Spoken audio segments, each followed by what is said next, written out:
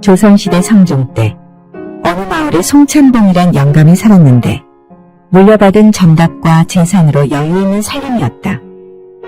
불신이 있는 그는 절에 열심히 다니며 적지 않게 시주하면서 늘 자손의 복을 빌어왔다. 그런데 어찌된 영문인지 몇 년 사이에 초상을 2번이나 치르게 되었다. 그러나 그럴 때마다 자신의 정성이 부족하다고 생각하여 기도를 더 열심히 하며 논밭도 팔아서까지 절에 바쳤다. 물론 기도를 열심히 한다고 해서 다 해결되는 일은 아니나 공들여 모든 자산을 헌납하다시피 매달리며 기도에 온 것에 비해 화를 당하는 일이 더 큰 것 같으니 송영감은 이렇게 살아온 것이 허무할 뿐이었다. 그의 집안은 점점 가난해져 스스로 살아갈 수 없는 지경까지 도달하였다. 그는 한편으로 너무 억울한 생각이 들어 절의 스님을 상대로 소송을 걸어 재산을 찾아보려고 했었다. 그러나 이길 수도 없었고 주변에서 냉대를 받는 것이 더 견디기가 어려웠다. 그래서 그는 신문고를 통해 왕께 직접 하소연을 하기에 이르렀다. 그러자 성종은 친히 판결문을 써서 내려주었다. 부처에게 재산을 바친 것은 복을 구하기 위한 것이다. 그런데 부처가 영험이 부족해서 자손을 가난하게 만들었으니 절의 승려는 재산을 주인에게 돌려주고 그동안 빌었던 복은 부처에게 다시 돌려주어라. 성종의 이 같은 판결로 백성들이 지나친 재산을 절에 시주하게 되는 일은 줄어들었다 한다. 또 영정주시대 때 한 재판관이 있었다. 병조판서 권엄이란 사람이었는데 지금의 서울시장 격인 한성판문으로 있을 때 일이다.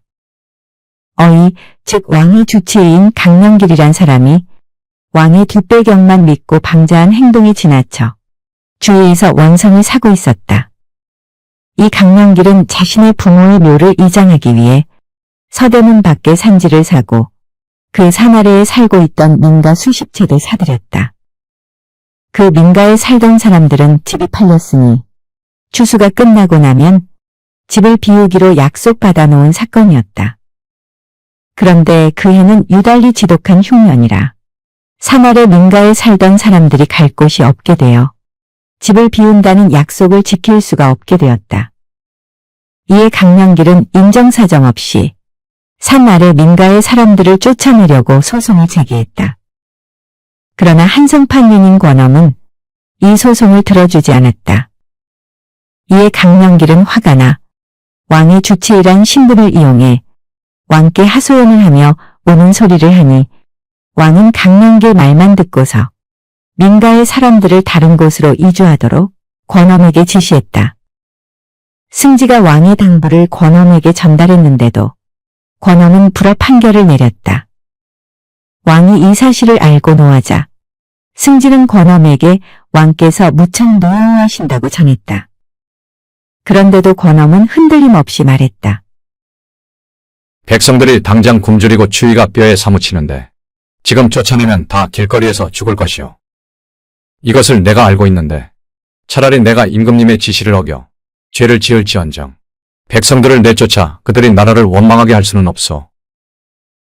이렇게 말하는데도 강명길은 악착같이 다시 제소를 했으나 권엄은 변함없이 강명길의 제소를 기각했다. 주위 대신들과 여러 사람들은 임금의 명을 거부한 권엄에게 큰 화가 미칠 것이라는 생각으로 무서움에 벌벌 떨었다. 며칠 후 임금이 승지에게 이렇게 말했다. 내가 가만히 생각해보니 한성판윤 권엄의 처사가 참으로 옳소. 왕이 내가 말하는 것을 거역하면서까지 굽히지 않는 것을 보면 권판윤은 보기 드물게 훌륭한 인재여. 승지 같으면 그렇게 할 수 있겠소. 허허. 임금의 이러한 말을 전해 들은 권엄은 너무나 감격스러워 눈물을 흘렸다. 왕의 압력에도 끄떡하지 않는 강직한 판결에 백성들이 나라를 믿고 따를 수 있는 신뢰를 얻게 되는 사건이었다. 산 너머 있는 어느 고을에 공서방, 이서방, 박서방이라는 세 친구가 살고 있었다. 서로 살림살이가 어려운 처지라도 만나면 주막에 들어가 농 섞인 이야기와 공짜 짠지를 안주 삼아 탁주 한두 호리병을 서로 기분 좋게 마시는 것으로 하루를 마무리하곤 했다. 물론 술값은 정확하게 셋으로 나누었다. 어느 날 공서방이 얼굴에 화색이 돌며 말했다. 오늘은 내가 한턱 쓰겠소. 뭔 소리? 내일 아침에 해가 서쪽에서 뜰라나? 원, 이때껏 속고만 살았어? 나도 한다면 하는 남자일세. 기세 좋은 목청이 여느 때와 다른 것 같았다.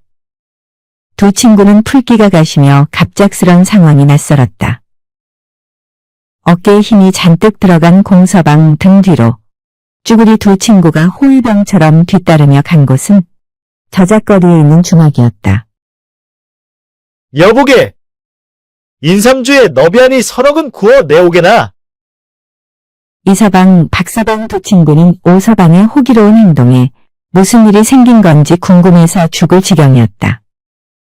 술잔이 몇 번 돌고 난 후 안달난 얼굴을 한 친구들에게 공서방이 입을 열었다. 그간 장인어른이 병석에서 오늘 내일 하시는 중이었는데 어제 다들 모이라고 소집을 하기에 처가에 가지 않았나. 그래 다들 모이니 유언을 하신다며 겨우 입을 여시는데 아 글쎄 맞다는 우리 마누라에게는 두 친구는 그저 눈 벌리고 입 벌린 채 숨도 안 쉬고 공서방을 쳐다봤다. 문전옥답 5마지기를 준다지 뭔가. 아, 두 친구는 부러움에 신음소리를 냈다. 그리고는 공서방을 행갈에 칠량으로 부추겨대니 셋은 기생집에까지 가게 되었다. 그렇게 3차까지 돌다 보니 외상값이 무려 50냥이나 나왔다. 세상을 다 가진 것 같던 일에 바로 닥친 불행스런 일은 공서방의 장인이 죽지 않고 더 정정해져 살아났다는 것이었다. 주막집 주모가 너비아니 외상값을 오서방에게 받으러 왔고 기생집 매월관 집사가 오서방을 찾아와 다그쳤다. 다급해진 공서방이지만 차마 이리 말할 순 없지 않은가. 좀 기다리시오. 네 우리 장인이 죽거든 갚을 것이오. 이렇게 말이다. 아무튼 끙끙 앓던 공서방은 외상값 닥달에 견디지 못하고 두 친구에게 통사정하는 수밖에 없었다. 그러나 뒤통수만 보이며 돌아서는 두 친구였다. 결국 더는 기다릴 수 없었던 주막집과 오골개탕 요리집과 기생집은 공서방을 고발하기에 이르렀다. 이 웃지 못할 송사를 구경하러 이 동네 저 동네 사람들이 동원에 몰려들었다. 동원 마루에 앉은 사또는 어이없는 송사의 한숨을 쉬었다. 공서방은 듣거라. 떡 줄 사람보다 공서방이 김치국부터 먼저 마셔댄 것을 이제 알겠는가? 예, 잘못했습니다요. 공서방의 장인은 어디 있어? 왔으면 이리 나와보시오. 나무 뒤에 숨어서 보던 공서방 장인은 자신을 지목하니 안 나갈 수도 없어 속으로 저놈의 사위 때문에 하며 슬금슬금 걸어 나왔다. 공서방은 오금이 저리고 나쁘끄러워 쥐구멍이라도 들어가고 싶었다. 자, 모든 잘못의 시작은 바로 당신 고영감 때문이요. 빨리 갔으면 이런 일이 일어나지 않았을 터인데 가다가 왜 벌떡 살아난 것이요? 동원마당에는 웃음이 터졌다. 사또가 이어 물었다. 그리고 또 맏딸에게 문전옥답을 준다는 그 유언은 여전히 변함없는가? 아니지요. 써준 것도 없지만 무효로 돌렸습니다. 또 동원마당에서는 혀를 차는 소리가 들렸다. 사또는 소송을 건 사람들에게 말했다. 요리집 주인은 듣거라. 오골개탕에 인삼주 2병을 마셨는데 20냥이라니 될 말이냐? 10냥으로 정정하라. 예, 알겠습니다. 매월관 집사는 이 계산서 가격에서 절반으로 대폭 낮춰라. 예. 들릴락 말락한 대답이 돌아왔다. 사또가 볼 때 바가지를 너무 씌운 것이라고 본 것이다. 사또가 이어 말했다. 자, 이제 판결을 내리겠다. 공서방이 김치국을 먼저 마신 한턱으로는 첫 번째로 간 주막집의 너비아니로 충분하다.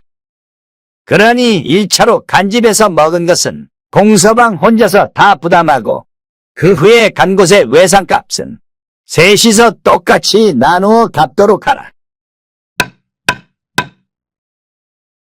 사또의 명판결에 박수 소리가 온 고을에 울려 퍼졌다.